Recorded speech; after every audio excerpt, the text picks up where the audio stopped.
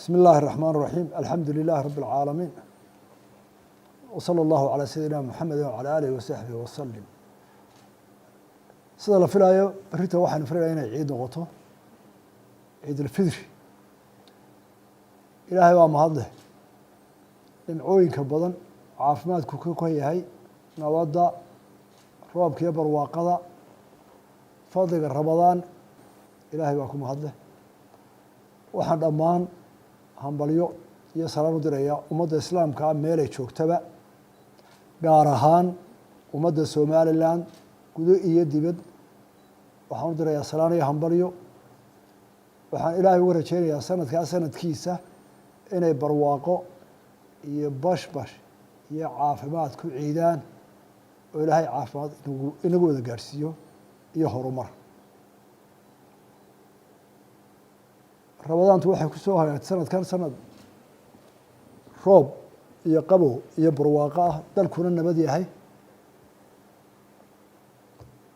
ramadaanta waxaa inoogu xiga oo iyana soo socota 18 May oo maalintii qarannimada ah oo 5 cisho ka dambeyn doonta haddii alla yidhaahdo waxaa ku xigi doona 18 haddana doorashadii oo ilaa hadda ku qotonta inay qabsoonto 21 May bishaan ku jiro arrimahaas ay sukeen daba yaala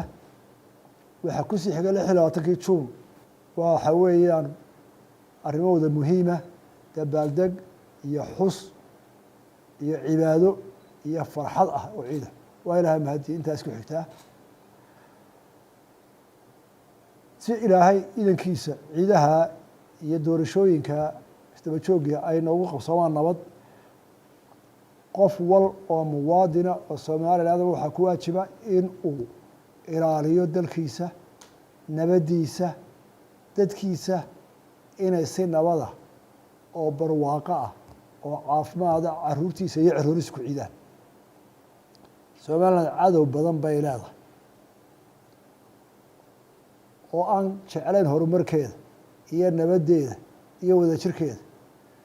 waxaan ku dardaarayaa dhammaan muwaadiniintu inay meel uga soo wada jeedaan wixii inaga khalkhalinaya horumarkeena nabadeena walaaltinimadeena maalmaha ciida tan fitriga ta 18 ta doorashada ta 16 June oo isku wada xiga xanuunka covid 19 oo sanadkan sidii kal hore ka cuslaa ilaahay naxariis janaa ka waraabiyo dad badanna inaga dilay oo dad badan ku dhinteen in badanna oo dhibaatooyin caafimaad u geystay isagana ilaahay waxaan ku rajaynaynaa inuu inaga dul qaado oo caafimaad inoogu bedelo hadda sidii hore uu ka saaran yahay hoos buu u socdaa isagana ilaahay haynaga kaxeeyo waxaan ku soo koobayaa hambalyo